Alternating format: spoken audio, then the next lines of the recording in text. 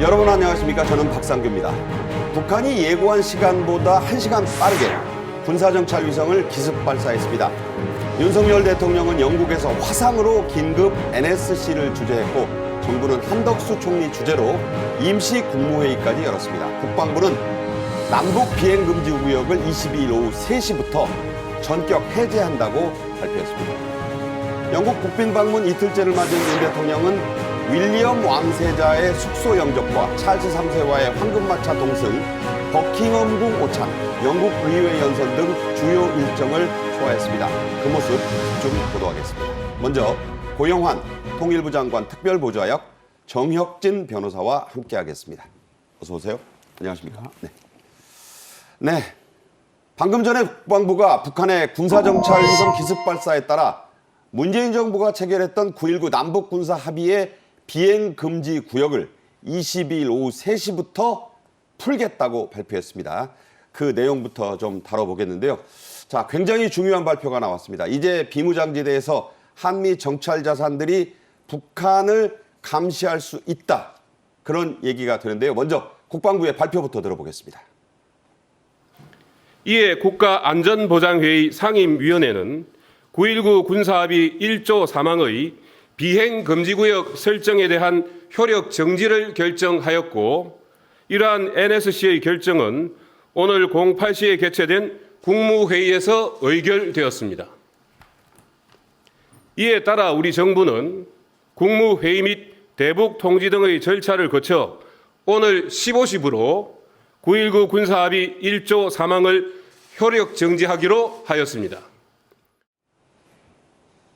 네, 시점이 전격적입니다. 이제 비무장지대에서 한미의 정찰 자산, 특히 미국의 아주 최첨단 정찰 자산들이 북한을 실시간으로 감시할 수 있다, 이런 얘기가 되네요. 지금 정부에서 국무회의는요, 화요일 날 10시에 정례적으로 일어나는데, 그런데 어젯밤에 기습 발사가 있지 않았습니까? 그러니까 오늘 총리 주재 임시 국무회의를 열어가지고 9.19 군사합의의 효력을 일부 정지하겠다, 이걸 의결을 했어요. 네. 그다음 지금 대통령 영국에 가 계시지 않습니까? 그렇죠. 대통령이 이것을 영국에서 재가를 했는데 무엇을 구체적으로 따져보면은 어떤 내용을 효력 정지하느냐, 9.19 군사합의 중에 1조 3항이 있거든요. 네. 1조 3항의 내용을 제가 찾아보니까 어떻게 되어 있냐면 2018년 11월 1일부터 군사 분계선 상공의 일정 구역을 비행 금지 구역으로 설정한다는 거였어요. 네. 그러니까 더 이상 거기에는 비행기가 왔다 갔다 할 수 없다라고 하는 것인데, 그렇죠. 그런데 지금 북한이 계속적으로 이 9.19 군사 합의를 위반하면서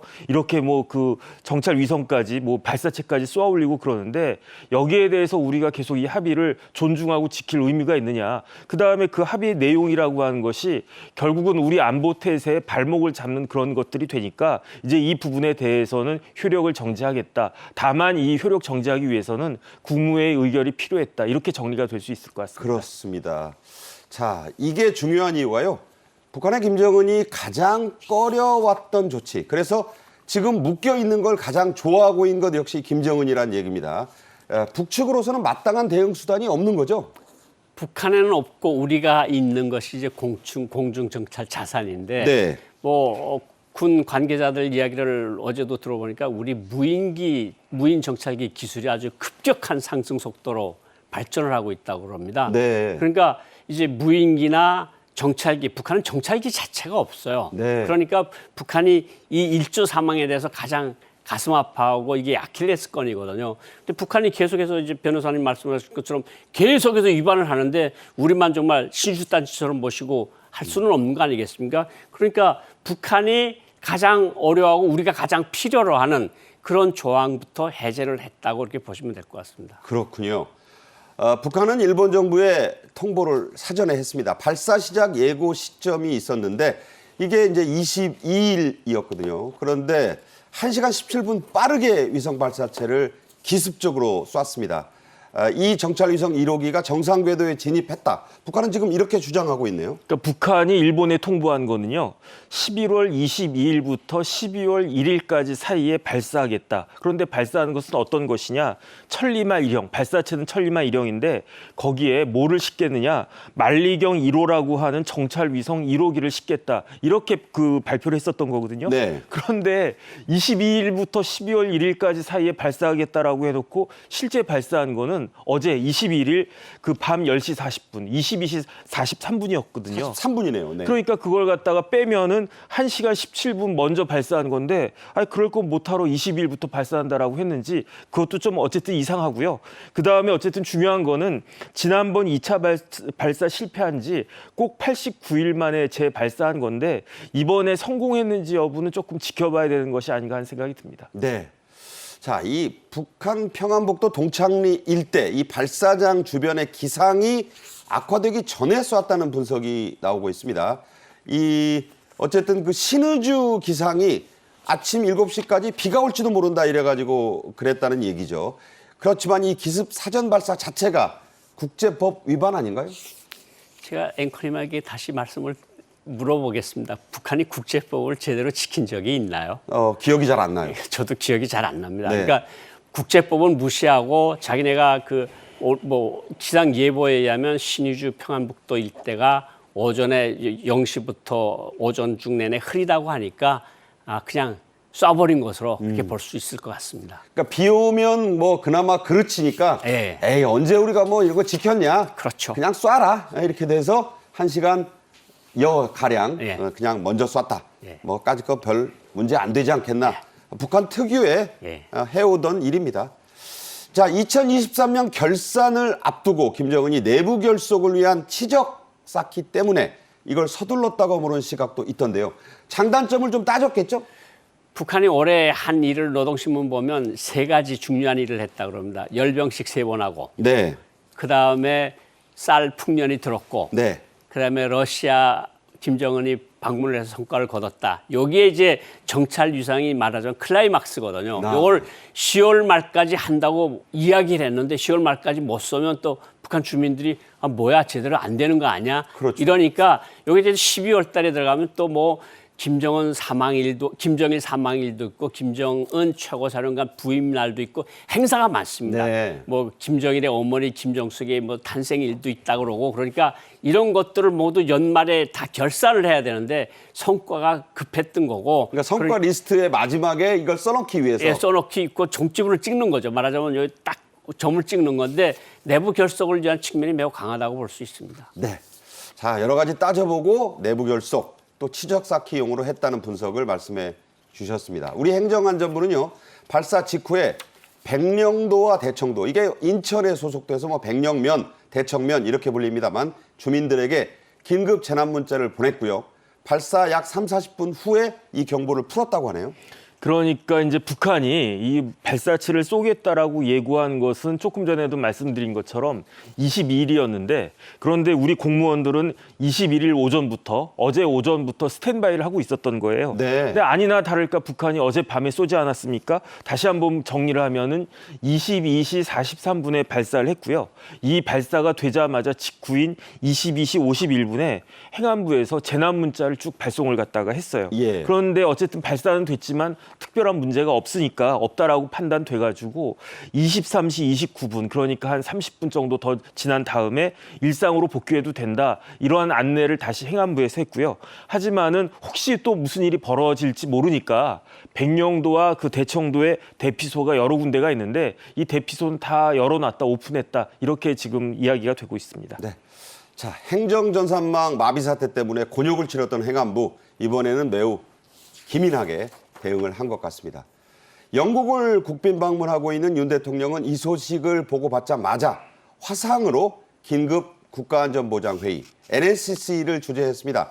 22일 오전 8시부터는 9.19 효력의 일부 정지를 논의해봐라 이런 지시가 있었는데 특히 그 임시국무회의에서 군사분계선 상공의 정찰 감시 이걸 복원하는 게 이제 윤 대통령의 지시로 논의가 된 거죠? 그렇죠. 그러니까 위성 발사라고 주장하는 미사일이 올라가니까 영국에 가 있는 안보실 관계자들, 뭐 박진 외교부 장관 등과 한국에 있는 안보실 국가안보실 NSC 상임위원들하고 같이 화상회의를 하면서 대통령이 지시를 하셔서 네. 내일 아침에 일찍 일어나 일과 시작하자마자 국무회의를 열어라. 그래서 이런 것들을 결정하라 하고 지시를 한 것으로 보이고요. 그래서 총리 주재로 이런 회의를 열고 결국은 군사 합의 1조 3항에 대한 것을 전격 해제하는 그런 조치를 취하라고 이제 국방부의 지시가 날아갔고, 네. 그래서 국방부에서는 지금 뭐 정세가 그러니까 전 군에서 경계 태세를 유지하고 있는 그런 상황이라고 할 수 있습니다. 네, 참 긴박하게 새벽부터 여러 조치들이 이루어진 내용을 여러분께서 보실 수 있습니다. 북한이 일본에 통보한 낙하 지점은 3곳이었습니다. 날아간 방향은 지금 확인이 되고 있는데, 자, 예정대로 남쪽으로 날아갔네요. 그러니까 이게 발사체가 1단, 2단, 3단으로 구성이 되어 있어요. 그러니까 북한이 그 3단 발사체 중에 2개는 서해에 떨어질 것이고 하나는 필리핀 루손으로 갈 것 같다라고 일본에 통보를 했는데, 실제로 이게 날아간 방향을 보니까 동창리, 저기 이제 그 그림에 나와 있는 것처럼 동창리 거쳐서 백령도 쪽 갔다가 이어도 갔다가 필리핀 루손섬까지 이렇게 쭉 간 것으로 보이는데, 결국은 이제 태평양까지 날아간 것으로 보이는데, 결국 그 안에 그 겹쳐 있는 것이 일본의 EEZ를 갖다가 통과해가지고 네. 필리핀까지 간 것으로 그렇게 확인이 되는 것 같습니다. 네. 자, 1차, 2차 분리에 성공한 잔해를 이제 건지기 위해서 우리 해군도 지금 기민하게 움직이고 있다 하는데, 이걸 놓고 북한, 중국, 저번에도 2차 발사 때 그랬지만 한번 좀 누가 찾아내는지 이것도 관심사가 되겠습니다.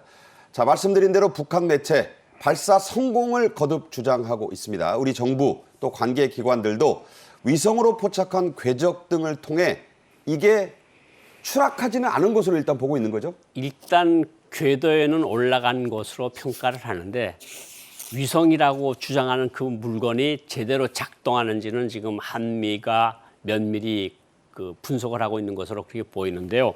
사실은 북한은 위성 발사장에서 쐈고 3시간 만에 우주 궤도에 성공적으로 진입을 시켰다고 아주 대대적인 보도를 하기를 시작을 했거든요. 네, 저게 조선중앙통신이 긴급으로 타전한 지금 내용을 저희가 요약한 거예요. 서해위성 발사장에서 만리경 1호를 신형 위성 운반 로켓 천리마 1형에 탑재해서 성공적으로 발사했다. 천리마 1형은 예정된 궤도를 따라 정상 비행 발사된 뒤에 705초 만에, 그러니까 22시 54분 13초에 만리경 1호를 궤도에 정확하게 진입했다. 성공과 정확히의 방점을 찍고 있어요. 예, 성공과 말 그대로 저렇게 방점을 찍고 있는데, 말 그대로 처음으로 3번째 아닙니까, 이번에? 3번째는 정확히 성공을 했다는 것을 저렇게 많이 이야기를 하고 있는 것 같고, 궤도에 정확히 진입했다는 것에 특별한 방점이 찍혀 있다고 볼 수 있고요. 3시간 만에 정말 대대적으로 북한 매체들이 보도를 하고 있는 거거든요.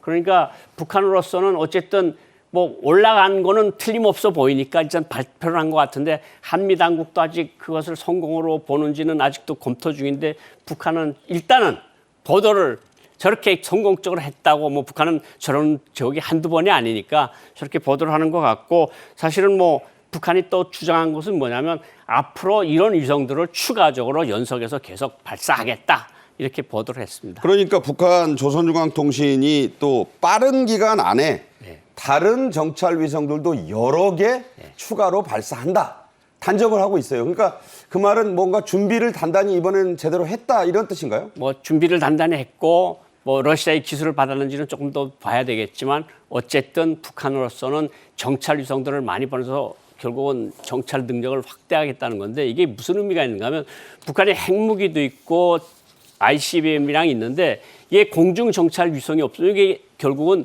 눈먼 포탄이나 눈먼 미사일이나 똑같은 거거든요. 네. 그러니까 북한이 여기에 지금 전력을 기울이고 있는 것으로 볼 수 있습니다. 그렇군요. 자, 일본도 사전 통보를 받은 뒤에 이 기습 발사에 깜짝 놀랐고요. 새벽부터 정말 부산하게 움직였습니다. 피난 경보를 발령했고요. 일본 당국도 이 발사체가 오키나와 상공을 거쳐서 필리핀 상공으로 날아갔다, 이렇게는 지금 파악을 하고 있는 것 같아요. 그러니까 이제 필리핀 쪽으로 가게 되면은 본토는 몰라도 적어도 오키나와 부근으로 날아가게 되는 거니까, 그러니까 오키나와의 그 경보, 그러니까 제이 얼라트라고 하죠. 이 피난 경보를 이제 일본 정부에서 발동을 한 것 같고요. 그 다음에 이제 그 경보만 발동한 게 아니라 일본이 가지고 있는 이지스함하고 혹시 또 만약에 이제 그 뭐 미사일 같은 게 떨어질 수 있으니까 패트리엇 같은 것들로 대비를 했다라고 하는데, 그런데 일본도 마찬가지로 특별한 문제점이 없을 것으로 생각을 해서 우리나라와 마찬가지로 경보가 제이 얼라트가 발령된 지 한 약 30분 정도 후에 이제 일상으로 돌아가도 된다, 이렇게 그 재난 경보를 해제했다라고 그렇게 이야기를 하고 있습니다. 자, 아까도 말씀드렸지만 이제 지금 잔해를 찾는 문제. 그러니까 이 잔해라는 게 1단 발사체, 2단 발사체 이거를 지금 찾는 건데, 우리가 저번에는 찾아서 중국 측을 좀 당황하게 했잖아요. 네네. 우리 해군도 지금 움직이고 있다는데 이거를 건지게 되면 네. 어떤 걸 우리가 좀 알아볼 수 있을까요? 이게 조금 전에도 말씀드렸지만 이 발사체가 3단 추진체란 말이에요. 그래서 1단하고 2단이 분리가 된 거는, 성공적으로 분리가 된 거는 맞다라고 이제 그 인정이 되는 것 같고, 중요한 거는 3단 발사체도 이게 제대로 됐는가, 여기에 대해서 일단 성공한 것 같다라는 이야기가 들리는 거고요. 그다음에 고 박사님 말씀하신 것처럼 북한은 이게 궤도에까지 잘 올라갔다라고 그 주장을 하지만 이 만리경 그 1호라고 하는 군사 정찰 위성이 제대로 궤도에 올라갔는지 여부는 조금 더 지켜봐야 된다라는 생각이 드는데, 이렇게 잔해 같은 것들을 딱 보면 이게 과연 성공적이었는가 아니면 좀 거짓이 약간 뭐 이렇게 그런 것이었는가, 이런 것들을 제대로 알 수 있기 때문에. 그다음 또 중요한 건 뭐냐면요, 만리경 1호 군사 정찰 위성 하나만 올라가 있다고 해가지고 그게 이렇게 크게 영향이 없습니다. 왜냐하면은 군사 정찰 위성이 어느 정도 역할을 하려면 이게 여러 개, 뭐 북한이, 저 미국이나 뭐 러시아나 이런 나라는 뭐 수백 개씩 쏘아 올리지 않습니까? 그렇죠. 이게 유기적으로 이렇게 합동이 돼야지 그런 건데, 이번에 만약에 성공했다라고 하는 것이 중요하다라고 하면 다음번에도 계속 정찰 위성을 더 그 쏘아 올려가지고 나름대로 그 역할을 할 수 있게끔 한다는 그런 의미가 있을 것으로 생각은 됩니다. 네. 전에도 그랬지만 이게 통신 성공이 중요하잖아요. 예, 그렇죠. 궤도에 올라간 것도 분석을 해봐야 되고, 예. 그게 올라갔는지는 우리가 검증이 안 됐잖아요. 예. 미국이 좀 이제 정확한 정보를 내놔야 되고, 30일 날 우리가 이제 미국 반덴버그 공군 기지에서 이제 스페이스 X에 실어서 우리 걸 또 쏘잖아요. 예. 그걸 뭐 이제 정확한 예. 그야말로 몇 센치를 보는 그런 카메라가 탑재된 정말 최첨단 그 군사 정찰 위성이 올라가는데, 통신 성공은 또 어떤 측면에서 보면 북한으로서는 좀 자신이 없는 분야 아닌가요? 사실은 위성이라고 해서 미사일은 북한이 그동안에 많이 만들었으니까 미사일 동체 만드는 데는 크게 문제가 없었을 겁니다. 그런데 이제 기본적으로 그 위성 올라가서 제어하는 장치든가 지구하고 송수신을 하는 통신, 이것이 중요한 건데, 사실 러시아도 주요 부품이나 렌즈 같은 거는 유럽에서 많이 들어왔거든요. 근데 북한은 지금 이런 것들은 다 굉장히 촘촘한 제재망에 처 있어서 이런 것을 사실 구입하기가 쉽지 않았을 겁니다. 네. 자, 그렇게 볼 수 있고요. 자, 일본 정부는요, 몇 번이나 중단을 해달라 이런 요구를 했는데도 불구하고, 물론 북한이 그런 요구한다고 들을 그런 나라도 아닙니다만, 위성 발사를 강행한 북한에 대해서 엄중 항의를 계속한다는 방침인데, 유엔 안보리, 어쨌든 미사일 기술 썼다는 거는 유엔 안보리 결의 위반 아니냐, 이런 입장인 거예요, 일본은. 그렇죠. 일본 관방장관이 실제로 그런 얘기를 했고, 엄중히 항의를 한다. 이 사태를 엄중히 보고 있다. 유엔 안보리 등 모든 결의들을 위반한 북한의 미사일 발사를 규탄한다, 이렇게 돼 있거든요. 이게 이제 틀림없이 미국과 해가지고 또 안보리에 상정은 될 겁니다. 물론 중국과 러시아가 반대를 하겠지만 어쨌든 세계 여론은 계속 형성해 나가겠다는 일본 정부의 입장으로 보입니다. 네.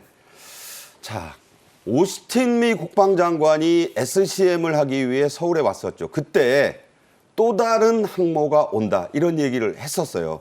그 주인공, 미국의 핵 전략 추진 항공모함 칼빈슨이 부산 작전기지에 입항을 했습니다. 자, 이게 원래 오기로 했으니까 온 건데, 공교롭게도 북한의 위성 발사와 맞물린 시점이어서 여러 가지 지금 추측이 가능한 시점이에요. 그 우리나라 사람들한테는 그래도 레이건 함이 유명하지만 이 칼빈슨 함도요, 핵 추진 항모고요. 이 칼빈슨 함이 우리나라에 처음 들어온 게 아니고 2017년도에 들어왔었어요. 그러니까 6년 만에 다시 들어오는 건데 이 칼빈슨 그 함의 가장 큰 특징은 뭐냐면은 F-35C라고 하는 스텔스 전투기 1개 대대를 싣고 있는 거예요. 그러니까 기지죠. 저게 떠다니는 공군 기지입니다, 지금. 저 그 스텔스 전투기 1개 대대 정도면요. 진짜 마음만 먹으면 북한 정도는 초토화시킬 수도 있는 더군다나 스텔스 기능까지 있으니까 그러니까요. 그런 그 어마어마한 그 화력을 가진 그 항공모함이 우리나라에 들어왔다. 그런데 그때 이제 북한이 저런 발사체를 쐈다. 여러 가지가 뭐 아주 그냥 상징적인 의미가 있는 것으로 생각이 됩니다. 고영환 원장께서도 북한에 계시었으니까 외교관으로서 북한 측에서 볼 때 미국 항공모함, 핵추진 항공모함이 온다는 소식을 여러 루트로 뭐 늦든 빠르든 들을 거 아니에요. 예, 예. 그럴 때 북한 조야의 그 동향은 어떻습니까? 뭐 사실은 이 한국 전쟁 때 북한이 진 원인을 미국 항공모함, 미군 비행기 때문에 졌다고 분석하는 경우가 많거든요. B-52 때문에 졌다. B-19 B-19 때문에 때는 그렇죠. 예, 예. B-19 때문에 졌다는 평가가 많은데 저게 이제 떠다니는 일개 공군 기지인데 웬만한 중견 국가의 한 개의 공군 영화 같은 게 들어오면 북한으로서는 쫄리지 않을 수가 없죠. 쫄린다. 예.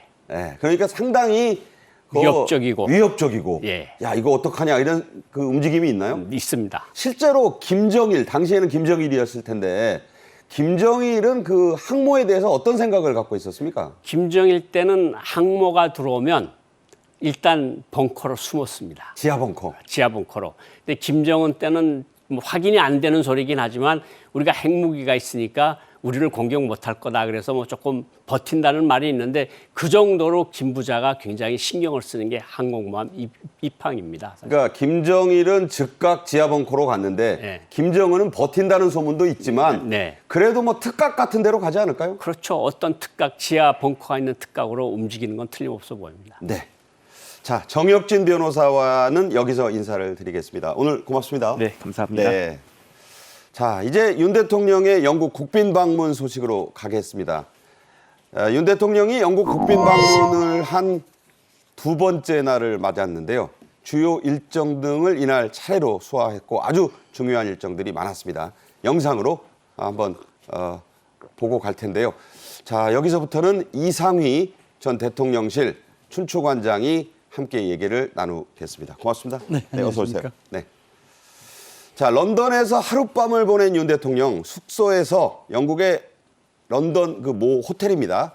보안상 말씀드릴 수는 없고 영국의 차기 국왕 왕위계승 서열 1위인 윌리엄 왕세자와 미들턴 왕세자 빈의 영접을 받았습니다. 그 모습을 영상으로 보시죠.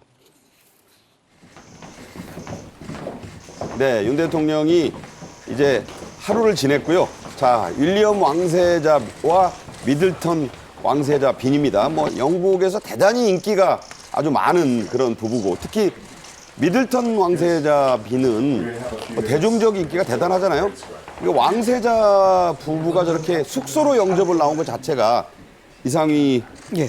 전형적인 우리 영국 날씨로 교수님께 여쭙겠는데 흐린 날씨. 전에 이제 의전하실 때 보면 저런 모습이 참 쉽지 않은 모습 아니겠습니까? 일단 뭐 국빈 방문의 형식이 그렇긴 하겠습니다만 전통의 영국이 그 군주적 상징인 찰스 3세 그것도 부부가 직접 그 숙소까지 영접을 나왔다. 이 부분은 이번 국빈 방문에 대한 성격이라든가 그 상징성 이것을 굉장히 가치 있게 나타내고 있는 아주 상징성 있는 그런 조치다 이렇게 봐야 되겠죠. 네. 지금 저 자동차 얘기를 잠시 후에 할 텐데 윤 대통령은 윌리엄 왕세자 부부의 안내를 받아서 호스 가즈 영어 발음입니다만 왕실 기마근이 되라는 뜻입니다. 이 광장으로 이동을 했습니다.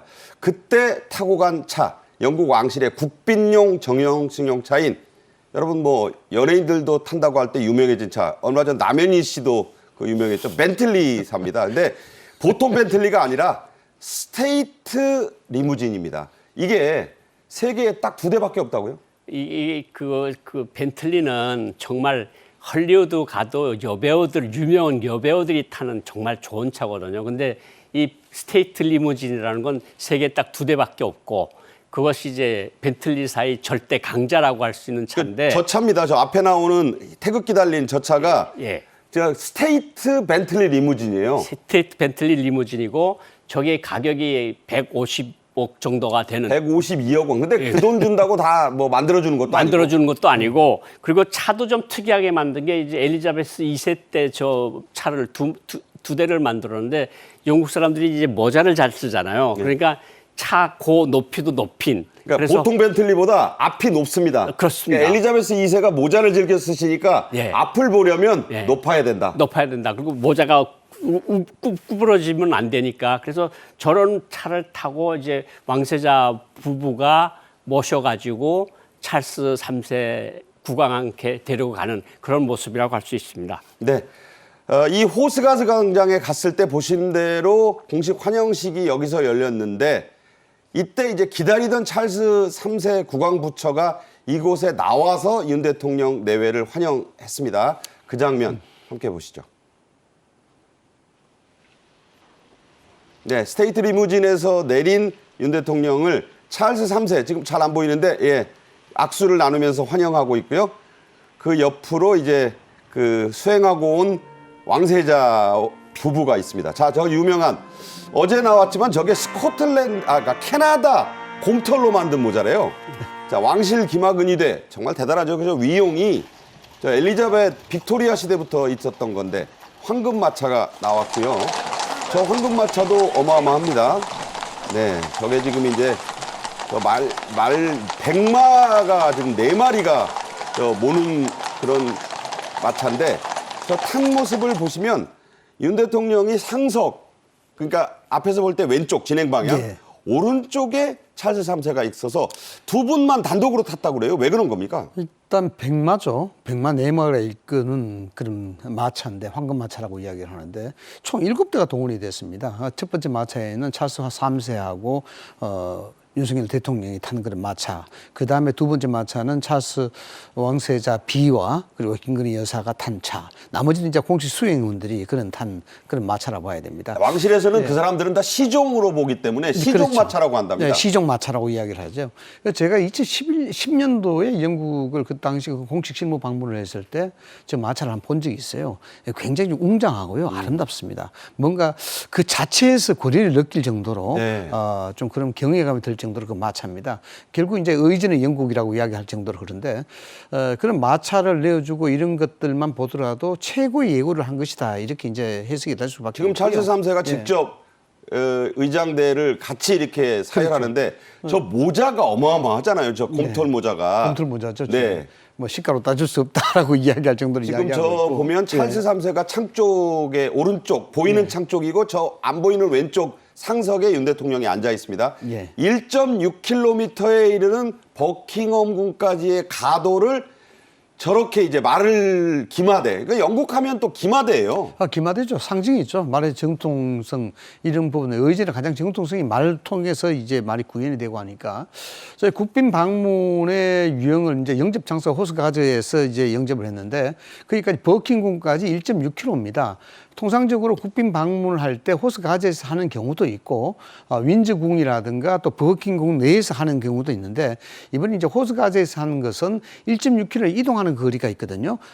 드몰 거리를 건너서 이제 그 퀸스 가든을 통해서 그 다음에 버킹엄궁 현관까지 가는 1.6km인데 굳이 왜 저렇게 1.6km를 마차를 타고 가는 그런 의전을 택했느냐. 네네. 이런 것들은 결국 이번에 방문, 그 윤석열 대통령의 국빈 방문 자체가 영국으로서 보는 동맹적 가치 그리고 우호적 관계 이런 부분들을 한편의 장면으로 시사하는 그런 최고의 예우다 이렇게 이제 해석이 될 수가 있는 겁니다. 네, 저게 그 2013년에 박근혜 전 대통령이 영국 국빈 방문할 때 탔던 마차와는 다르다고 해요.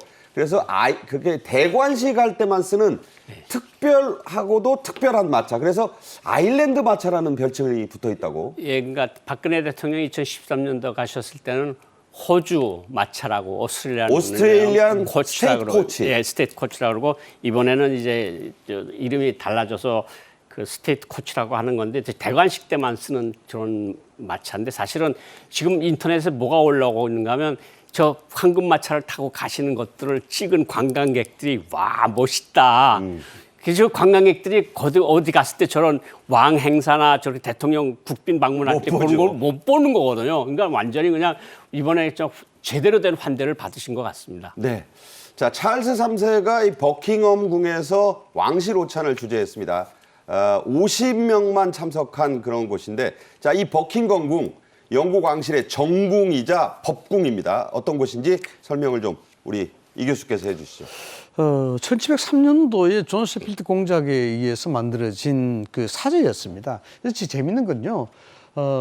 저 버킹궁 자리가 원래는 뽕밭이었습니다. 아, 뽕나무 밭이에요? 예, 뽕나무 밭이었습니다. 왜냐하면 재밌네요. 당시에 누에를 쳐서 실크를 만들어내겠다는 목적으로 잉글리쉬 실크인가요? 그렇죠. 네. 예. 그것을 목적으로 뽕나무를 구입해서 만든 그 텐데 이게 뽕나무가 잘못 이제 심겨진 것이죠. 그래서 결국은 이게 실크를 뽑지 못해서 이것이 존 셰필드가 사제로 이제 만들어낸 것이고 이후에 뭐 1761년도에 조지 3세에게 양도한 후에 조지 3세가 또 사제로 썼습니다. 그러다가 이제 궁전으로 격상이 된 게 1836년, 37년 빅토리아 여왕 즉위식 때부터 궁전으로 격상이 돼서 소위 말해서 영국의 랜드마크로 이제 자리매김한 것이죠. 혹시 뭐 기억하실지 모르겠습니다만 저도 예. 가서 사진은 찍었어요, 문 밖에서. 사진보다도요. 우리가 어릴 때 이런 얘기했습니다. 어떤 곤란이 있으면 결론은 버킹엄이다. 뭐 이런 그렇죠. 얘기가 있죠. 그렇죠. 예, 그런 버킹엄. 얘기 농담처럼 많이 했는데 그만큼 영국 그러면 버킹엄으로 상징될 수밖에 없는 그런 아주 그 위상과 상징성에서는 영국 전통의 맥을 같이 한다 이렇게 봐야 되는 겁니다. 저 앞에 있는 그 둥그런 정원에 보면 그 네 기둥의 전 세계를 표상하고요. 예. 그 가운데 빅토리아 여왕의 그 황금 동상이 있죠. 예, 뭐 황금 동상뿐만 아니라 저기 이제 정원 규모만 해도 17만 제곱미터입니다. 그게 5만 평 이상 된다고 이렇게 봐야 되겠죠. 근데 호수도 뭐 한 2만 제곱미터 되고 거기에 대해서 여러 가지 이제 정원이라든가 뭐 이런 것들 그리고 침실 자체가 700개가 넘습니다. 아, 정확하게는 스위트룸 19개, 침실만 240여 개, 예. 사무실이 92개. 예. 뭐 규모가 상상이 잘 안 됩니다. 그렇죠. 뭐 모든 시설 700개가 넘는데 거기서 실질적으로 궁전에 거주하면서 왕실 내외를 돕는 그런 시종이라 그러죠. 거기서 50명은 아예 그 상주를 합니다. 저기 없어요. 예, 예. 다른 건물이 있습니다. 예, 예. 네, 거기를 뭐 마국간이라고도 네, 부른다고 그렇죠. 하고. 나머지는 이제 마국간 같은 다른 시설에 이제 근무를 하고 있고요. 전체 저 시설을 운영하는데 한 450명 정도가 고용이 돼서 이제 운영을 하고 있는 그런 시설을 봐야죠. 네. 자, 이 왕실 오찬에서 윤 대통령 한영 관계는 피로 맺어진 동맹이라고 말했습니다. 그 내용을 요약을 해 드리겠습니다.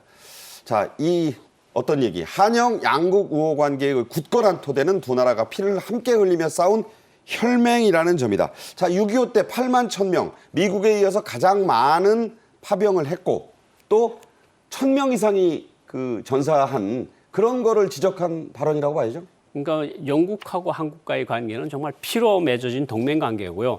미군 다음으로 가장 많은 전투 병력이 왔습니다. 그리고 미군 다음으로 가장 많은 희생자가 나왔고요. 네. 그러니까 정말 피로 맺어진 동맹이 맞고 결국은 윤 대통령이 이런 말씀을 하시면서 또 한 가지 말씀을 하신 측면은 그 뉴몰든이라고 하는 그 한인촌에 대한 특별한 국왕님의 관심에 감사를 드린다고 이렇게 대통령과 왕께서 서로 아주 케미가 잘 맞는 그런 말들을 했던 거거든요. 그러니까 뭐 예포 쏜 것부터 황금마차, 벤틀리 스테이트부터 시작해서 모든 것은 아마 이번에 찰스 3세가 올라와서 처음으로 되는 국빈 방문이니까 아마 영국으로서는 최선을 다한 의전 의례가 아니었나 이런 생각이 듭니다.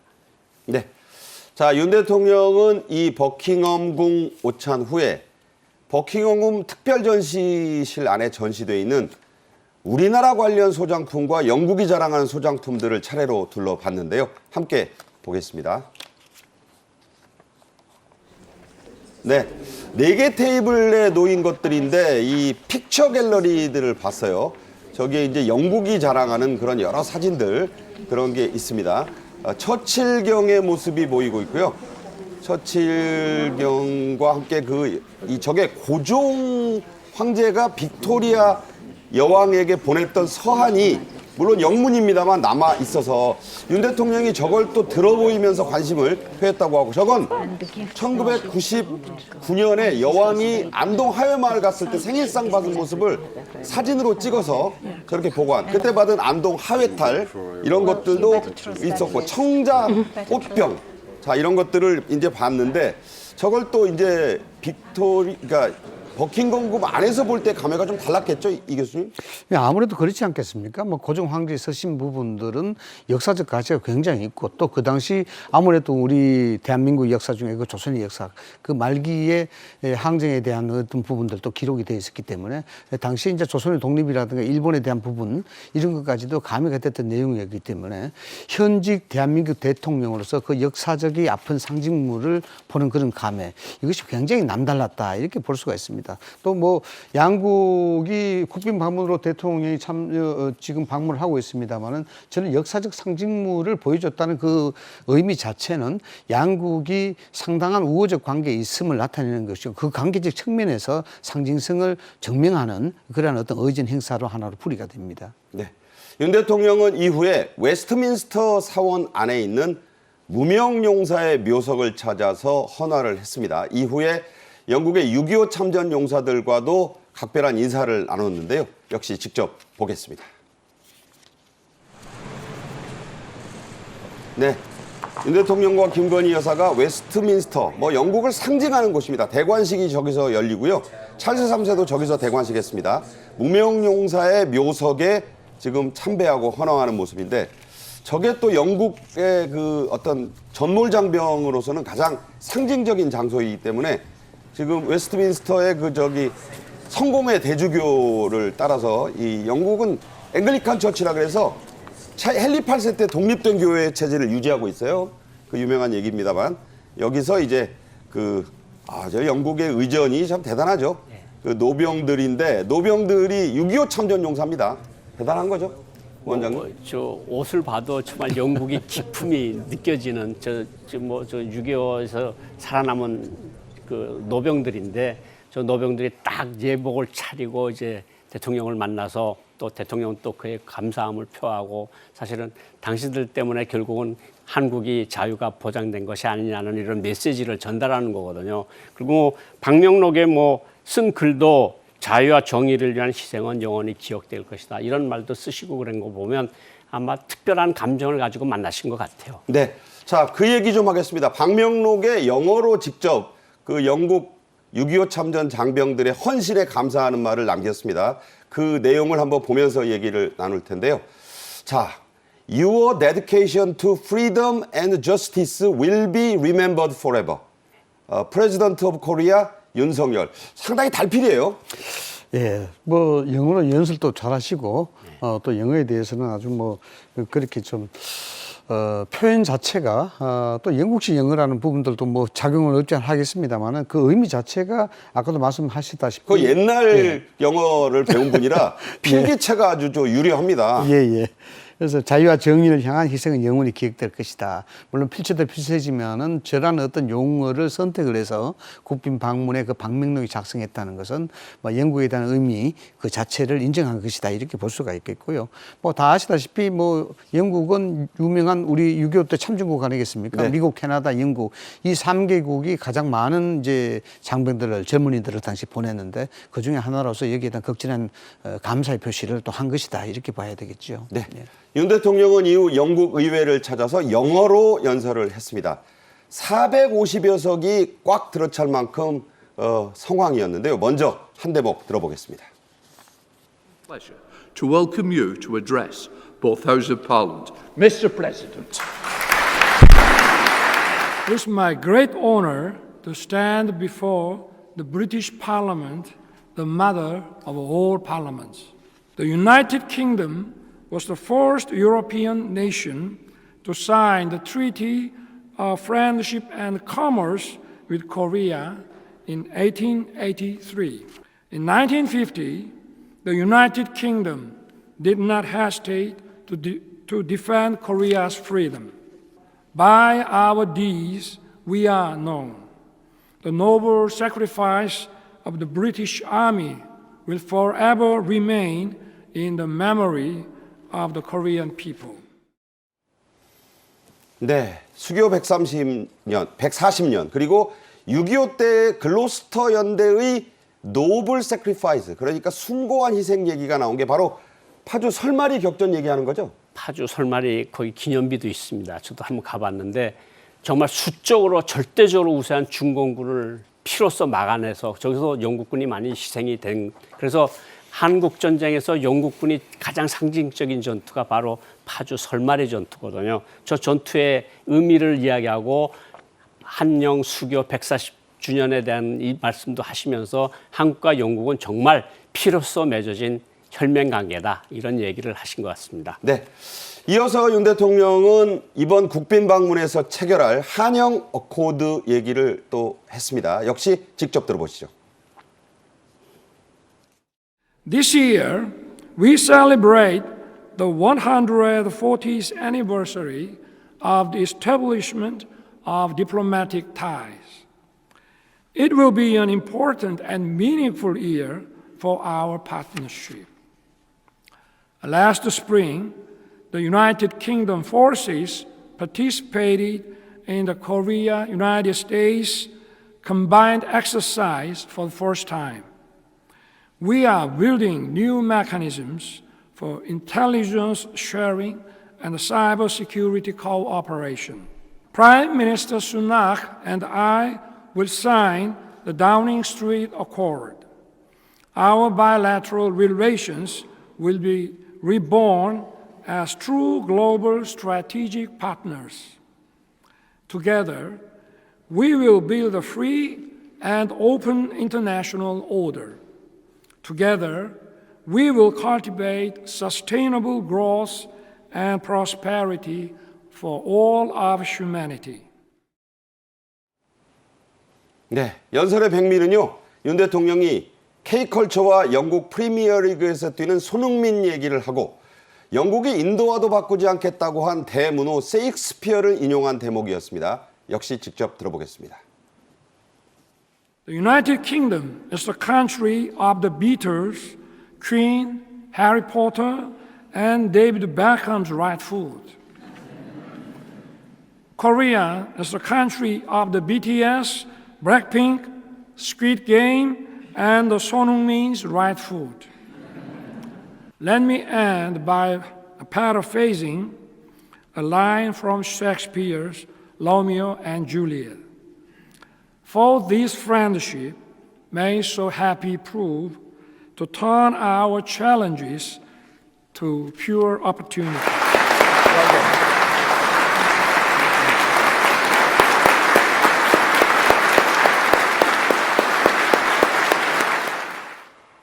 네, 저도 저 세익스피어를 다시 한번 읽어봤어요. 그랬더니 저게 로미오 줄리엣이 이제 헤어지게 됐을 때, 자, 이 도전이 우리의 그 기회가 될 수 있다라고 하는 명대사거든요. 그렇죠. 저게 또 이 상황에 들어맞네요. 그렇죠. 우리 우정은 행복을 불러오고 우리 도전을 기회로 바꿔주리라. 그런데 사실은 뭐 대통령께서 뭐 당신에는 누가 있지만 우리에게는 손흥민의 오른발도 있고 비틀 당신은 비틀즈가 있다 그러면 우리는 블랙핑크가 있고 BTS가 있고 이런 말씀을 하셨어요. 그러니까 베컴이 있다면 손흥민이다. 베컴이 있다면 우리 손흥민이 있다. 네. 이렇게 말씀하시면서 이제 셰익스피어의 유명한 문장으로 끝을 맺었는데 정말 이게 사람들이 심금을 울리는 그런 키워드들을 딱 잘라낸 것 같아요. 네. 예. 그러니까 이제 그 한국에도 비틀즈와 퀸, 해리포터, 베컴의 맞수가 있다 이런 얘기를 하면서 예. 조크를 던졌고요. 예. 또 그 로미오와 줄리엣 얘기를 하면서 감동을 줬습니다.